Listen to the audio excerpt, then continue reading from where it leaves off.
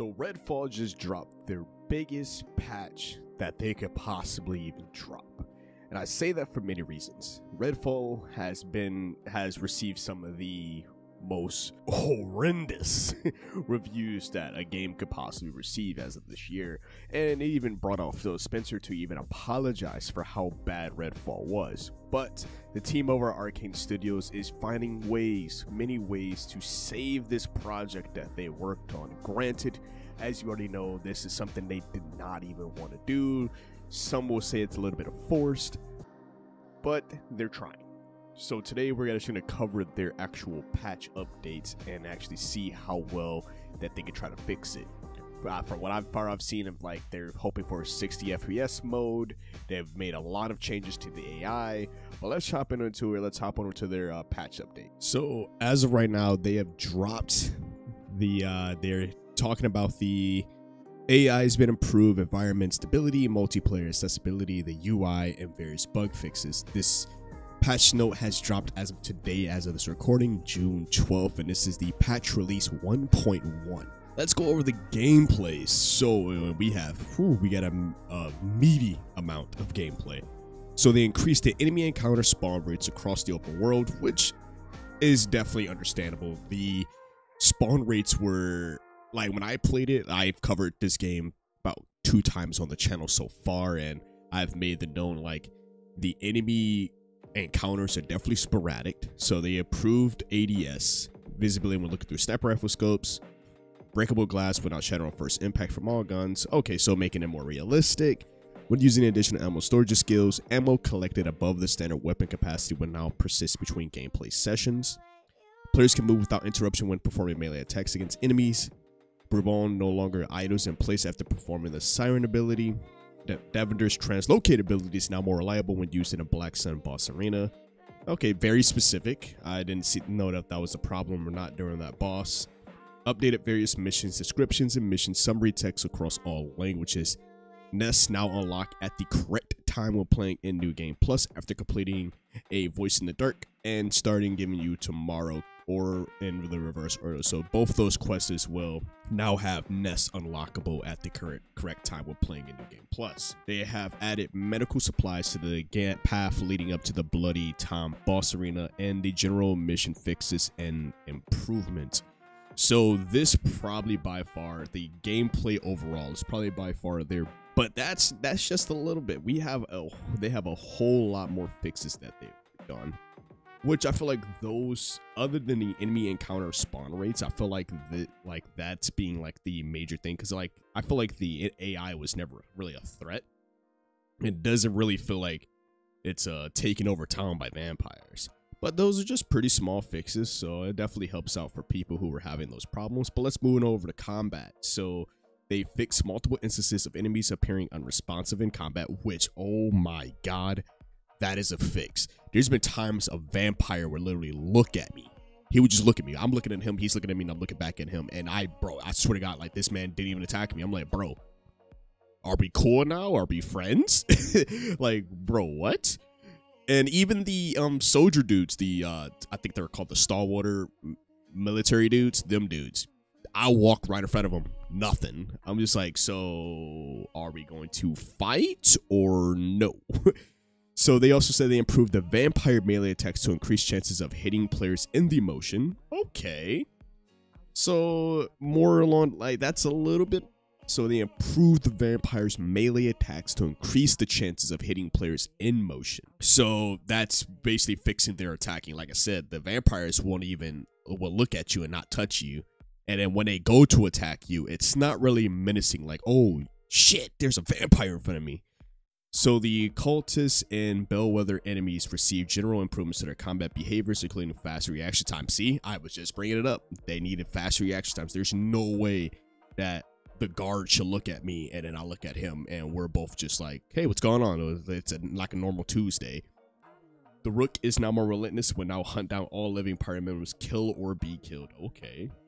The Rook, Storm, and Lightning bolts will no longer hit players through rooftops and most other unexpected situations. So the generalized combat has definitely been improved as well, which that's very good. I like that. So let's move on to the AI and NPCs. So the general improvements to human enemy navigation, including animation timing and responsiveness. So going back onto the part where like the characters will barely even react to anything. Dormant vampires are now more susceptible to waking up from player-generated noise. Okay, so when they're sleeping and, you know, you're over there making a ruckus, they will wake up a lot sooner, making it harder for players to actually sneak up on them. Enemies are now drawn towards the greatest threat during combat. So this could be a player, Bribon, or an opposing enemy faction. Okay. So whoever's becoming the newer threat, whoever's causing the most damage, then the enemies will then go towards him. Improved enemy pathing options across open world areas in both districts. Okay, so that makes making the every town a little bit more lifelike. We don't need another Fallout 76 here. And then they added mouth blood to additional vampire facial variations, which that's great. You know, it makes them a little bit more menacing, a little bit more scary. So I like that as well. So let's talk about the environment. So players have higher chances of encountering additional and varied enemies while exploring the open world. Enemies are no longer able to shoot through certain walls at a fire station. The vampire nest exit door will now appear directly in a shipyard heart instance, and improved many instances of visual issues at a distance, including materials and model adjustments. Mission briefing sequences are brighter, improved lighting and audio processing in many interior spaces in both districts, and skybox updates to prevent extreme star flickering. And then as well as general improvements to collision detection and asset placement throughout both districts. Now, the environmental fixes, I haven't noticed them, so hopefully if anybody of you guys run into them, hopefully it's a nice fix for you guys as well. But this part right here is probably going to be by far the biggest thing that we are going to care about, other than the AI, the enemies, but the performance and stability. So they fixed the issue that was preventing certain decal streaming textures to fully load in, cause them to appear blurry. They resolved several situations where players could experience an infinite loading screen. That's tough.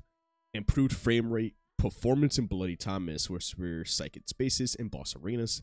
Players can now proceed past the accessibility menu on a new unlinked Bethesda.net account. Improved lighting, performance, in Psychic Spaces. Blood pool reflections no longer excessively flicker. Optimized visual effects, particle counts, emitters, and spawn rates for the following effects. Shield and inspiration enemy trait effects. Environmental fire and smoke effects in the Bladewell campgrounds. The hero ability effects, including Layla's Umbrella and Jacob's Heartstopper. Bloody Tom Slam effect and Miss Whipper's death effects. Floating dust particles effects, grave lock effects, psychic echoes, nest area influence effects, effects when placing under boss skulls on vampire god pedestals, blood tree disintegration effects, as well as optimized memory uses when using Jacob's Raven ability. Black Sun's clothing no longer renders animated blue materials, and general improvements to stability. So that was a lot dealing with the actual visual effects on the game. And of course, stability. Now we have the multiplayer, which increases the chances of players encountering enemies with special traits in multiplayer sessions, and general improvements to stability and functionality in multiplayer lobbies. Okay. I do wish that what you do in multiplayer can actually transfer over to your actual solo player lobbies. I feel like the amount of work you do as a team with your buddies, it kind of gets shot down once you actually hop back into your original lobby. Now you have to start all of that back over. So hopefully Redfall, if you're watching this, you probably won't. Hopefully that is just a theory that you guys can bring out. So now we have the accessibility options, which it's a fat one. This is a fat one. So I kind of scroll through this one. So they're saying left and right movement keys can be successfully remapped to left and right arrow keys to improve left-handed movement and control experiences. The screen narration supports additional paths for critical player communication. So this is helping out the invite and friend request, the joining the multiplayer lobby, clients leaving the multiplayer lobby, the invalid username and password. Let games read to me option on first launch for Xbox Series consoles not available. Adjusted the timing for several subtitles to ensure they display in the correct order. Screen narration settings will not persist between game sessions. Adding missing audio cues, adjusted text size scaling, contrast improvements for the pinging text. They've resolved instances where certain UI elements will lose cursor focus, and added error messages and warning pop-ups for the following situations, whether you've had controller disconnects, or deselecting ready after the host launches the game, and player canceling friend requests.